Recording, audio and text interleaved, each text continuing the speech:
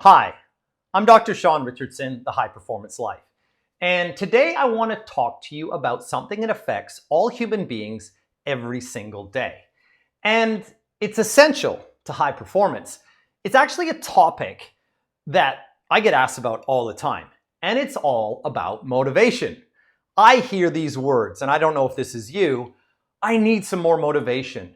How do I get myself or my team or my partner more motivated? What do we do when we don't feel like motivated to achieve our big goals? And what I want to share with you today is actually a challenge to the typical way we think about motivation and how we use it. And it's the motivation trap that too many people get caught in, which is relying on feeling motivated to get going for achieving your goals.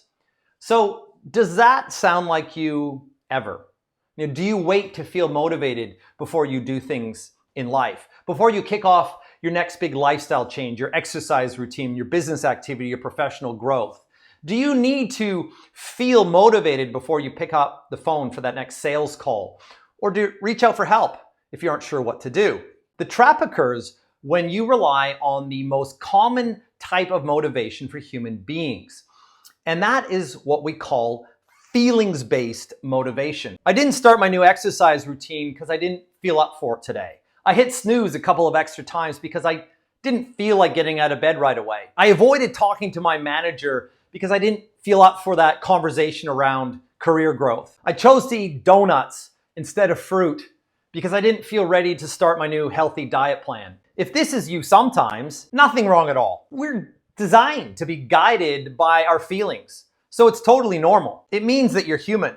But if this is you all the time, you might find that you're falling short of achieving your biggest, most challenging, most important goals. The thing is, if you wait to feel motivated to do things in life, especially the big things that challenge you and are really important to you and that get you out of your comfort zone, you could be waiting a really long time before you get in action. Feelings have, so to speak, a mind of their own. Quite literally, they are generated in the part of the brain that's on autopilot. And on top of that, they are not so easy to control. Does that sound familiar at all? Not feeling in control of your motivation to do things, being pushed and pulled around by your own emotions. Once again, this is totally normal, totally human, but it's not very helpful if you're trying to reach for high performance. However, there is good news. Feelings-based motivation is not the only driver of human behavior. There is another type of motivation, and it may not have the same impulsive push as raw emotion, but with practice, this type of motivation can have a more expansive, long-lasting, and powerful impact.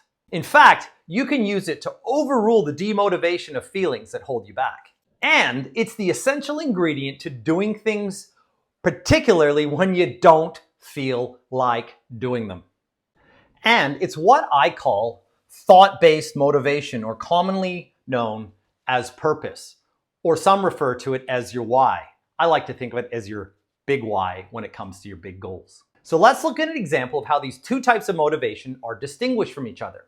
Think about the last time you set your alarm particularly early to get up to take action towards a new goal. Maybe it was to get up and start your new exercise routine. Or maybe you've got a project at work, so you set that alarm an hour and a half earlier to get up early and do some work on it. It was really important to you. Now, just think about that moment. Before you got out of bed, the alarm's just going off. It's just got you out of sleep. And if you're being completely honest, how motivated does your body feel to get out of bed at that moment, those first few seconds the alarm clock's going off? Well, for most people I speak to, it's a big fat zero. You don't feel like getting out of bed. It's cozy. If it's cold weather, it's winter, especially, the doona might be calling you in, saying, hey, let's just sleep a few extra minutes, and you might hit snooze. You don't feel, it's not motivation. It's not your feelings-based motivation that gets you out of bed that morning. It's something else. What gets you out of bed is a thought. You think, I need to get out of bed because I want to start my exercise routine because I went to the doctor and said that I've got high blood pressure. I'm getting older like I am, and I need to keep up my fitness and my health so I can avoid disease and illness the rest of my life. I just want to get fitter because I set a goal to do a Tough Mudder or a triathlon the first time in my life.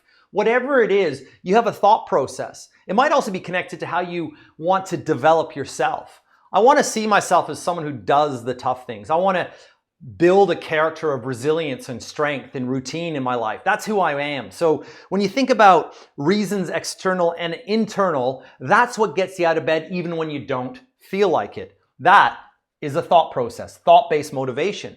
And it's the sort of thing that when you do think about it, it doesn't take nearly as long to get in action toward your big goals. So reiterating, purpose, driven by how you think about yourself, by your goals, what you want to achieve in life. This is what gets you started. This is the ignition, particularly when you don't feel like starting. We really need purpose when motivation is lacking. And the thing is, once you've had that ignition switch, you get into action, you start your exercise routine, you actually start to get a sense of progress. You get some release of hormones. You get a sense of that I'm doing something, and you start to feel motivated during and particularly after you've taken an action. So motivation does come into the picture, but you've noticed that motivation follows action.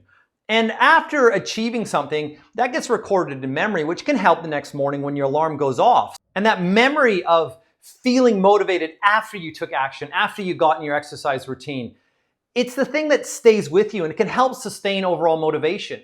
But we got to be careful because sometimes the trap can still come from waiting for that motivation again the next morning. And if you don't tap into purpose, that feeling might have not lasted very long. It's gone by the time your alarm clock goes off again. So you could easily wake up the next morning and feel demotivated. And once again, you get stuck in the trap of waiting for motivation.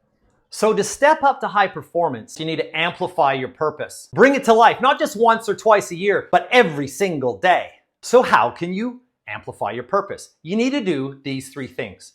And the first one is to write down a 5-point why checklist. 5 good, strong reasons why you want to get in action to achieve your goal. And why 5? Well, because your brain likes multiples more than singulars. So 5 reasons is going to have more drive for you than 1.